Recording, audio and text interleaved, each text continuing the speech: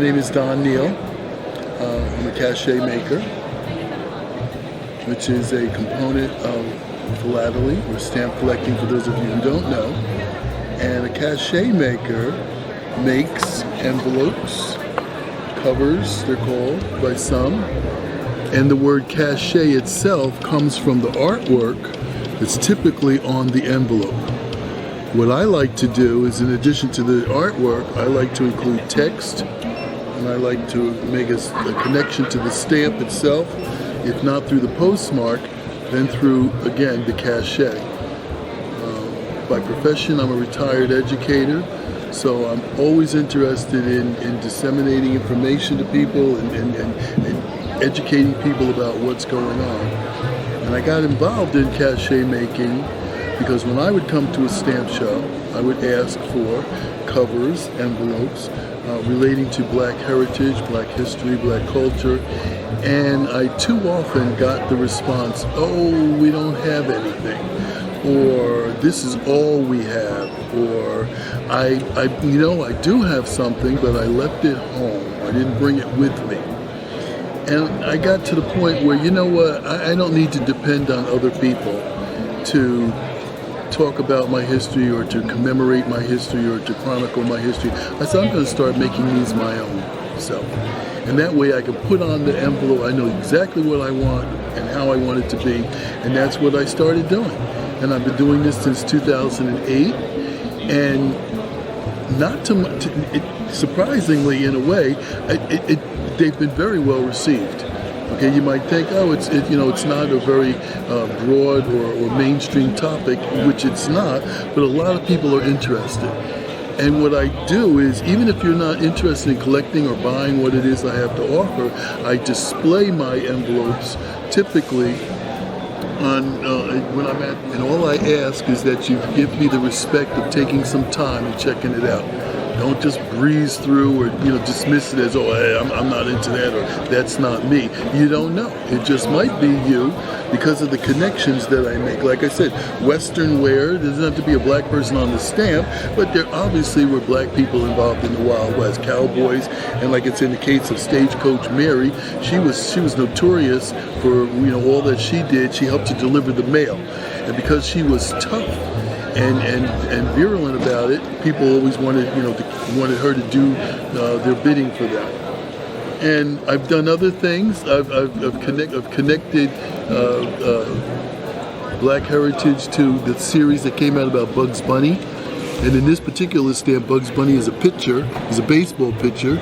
And then here we have Bob Gibson, and the similarity is the red shirt, and he's pitching, is the same position on the team, and there's my connection.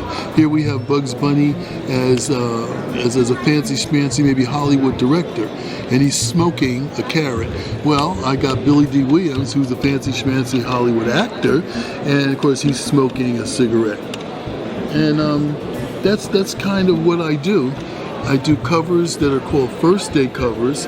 These are official stamps, covers of stamps issued by the Postal Service. And then I do what are called event covers. And event covers are not necessarily based on the stamp, but some event that happened. So in this case, Eddie Murphy finally won an Emmy, and I wanted to chronicle that. And I have a postmark, which happens to be from my local post office, and then the stamp is Celebrate. So we're celebrating Eddie Murphy for finally winning an Emmy, and the information is included in the text that's on the envelope. Another one would be Ron Cephas Jones, who's another prolific Black actor, and who has won Emmys before, and he's been on several shows. You might even recognize him. And of course, Dave Chappelle, who's another comedian. And of course, RuPaul, the one and only RuPaul, who is making history every year because his show, RuPaul's Drag Race, has now won more Emmys than any other reality show. And RuPaul has won an Emmy as the host more than anybody else. And that's basically what I do. It's a lot of fun. I'm proud to share my culture with other people, and I'm very happy that other people have embraced not only the covers, but in relationship to basically they've embraced the culture. I'm really proud of all of them. They're just like children, you know. You create them, you watch them grow, you're proud of them. But each one, of course, has its own personality. But I'm old enough to remember Wendell Scott. And Wendell Scott was the first African-American NASCAR driver. And NASCAR, unlike some other sports, doesn't have a lot of black people involved. But Wendell Scott was a trailblazer. Obviously, he was a pioneer. And as a young kid, he inspired me to maybe even want to be a NASCAR driver myself. Today, we still have but one black NASCAR driver, my man Bubba Wallace. And I follow Bubba Wallace's career and all the races that he's in. And right now he's driving for a team that's owned by Michael Jordan, among others. So I'm very proud of Wendell Scott, and I'm very proud of Bubba Wallace. He's keeping the tradition going. And I've actually been to a race and seen Bubba race. And so that was a thrill. I never got a chance to see Wendell Scott in a race.